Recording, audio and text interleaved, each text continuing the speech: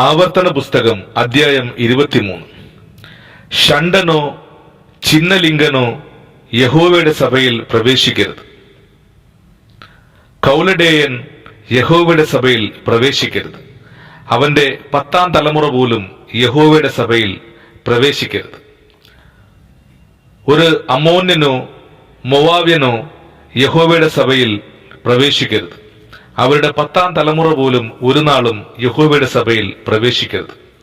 നിങ്ങൾ മിസ്രൈമിൽ നിന്ന് വരുമ്പോൾ അവർ അപ്പവും വെള്ളവും കൊണ്ട് വഴിയിൽ നിങ്ങളെ വന്നെതിരേൽക്കായക കൊണ്ടും നിന്നെ ശപിപ്പാൻ അവർ മൊസൊപ്പൊത്താമ്യയിലെ പെഥോരിൽ നിന്ന് ബെയോരിന്റെ മകനായ ബിലെയാമിനെ നിനക്ക് വിരോധമായി കൂലിക്ക് വിളിപ്പിച്ചത് കൊണ്ടും തന്നെ.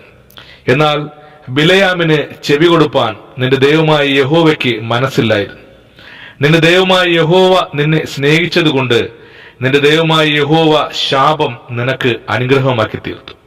ആകയാൽ നിന്റെ ആയുഷ്കാലത്ത് ഒരിക്കലും അവരുടെ സമാധാനത്തിനും ഗുണത്തിനും വേണ്ടി ചിന്തിക്കരുത്. എദോമ്യനെ വെറുക്കരുത്, അവൻ നിന്റെ സഹോദരനല്ലോ.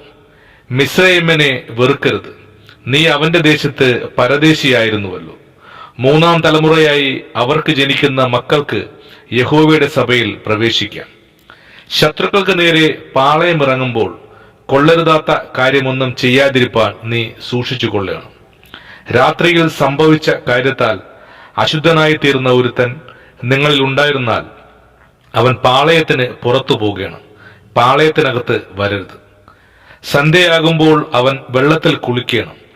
സൂര്യൻ അസ്തമിച്ചിട്ട് അവന് പാളയത്തിനകത്ത് വരാം. ബാഹ്യത്തിന് പോകുവാൻ നിനക്ക് ഒരു സ്ഥലം പാളയത്തിന് പുറത്ത് ഉണ്ടായിരിക്കണം. നിന്റെ ആയുധങ്ങളുടെ കൂട്ടത്തിൽ ഒരു പാരയും ഉണ്ടായിരിക്കണം. ബാഹ്യത്തിന് ഇരിക്കുമ്പോൾ അതിനാൽ കുഴിച്ച് നിന്റെ വിസർജനം മൂടിക്കളയണം. നിന്റെ ദൈവമായ യഹോവ നിന്നെ രക്ഷിപ്പാനും ശത്രുക്കളെ നിനക്ക് ഏൽപ്പിച്ചു തരുവാനും നിന്റെ പാളയത്തിന്റെ മധ്യേ നടക്കുന്നു. നിങ്ങൾ വൃത്തികേട് കണ്ടിട്ട് അവൻ നിന്നെ വിട്ടകലാതിരിപ്പാൻ നിന്റെ പാളയം ശുദ്ധിയുള്ളതായിരിക്കണം. യജമാനനെ വിട്ട് നിന്റെ അടുക്കൽ ശരണം പ്രാപിപ്പാൻ വന്ന ദാസനെ യജമാനന്റെ കയ്യിൽ ഏൽപ്പിക്കരുത്. അവൻ നിങ്ങളുടെ ഇടയിൽ നിന്റെ പട്ടണങ്ങളിൽ ഏതിലെങ്കിലും തനിക്ക് ബോധിച്ചെടുത്ത് നിന്നോടുകൂടെ പാർക്കട്ടെ. അവനെ ഞെരുക്കം ചെയ്യരുത്. ഇസ്രായേൽ പുത്രിമാരിൽ ഒരു വേശ്യ ഉണ്ടാകരുത്.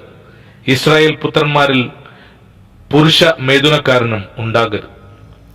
വേശ്യയുടെ കൂലിയും നായയുടെ വിലയും നിന്റെ ദൈവമായ യഹോവയുടെ ആലയത്തിലേക്ക് യാതൊരു നേർച്ചയായിട്ടും കൊണ്ടുവരരുത്.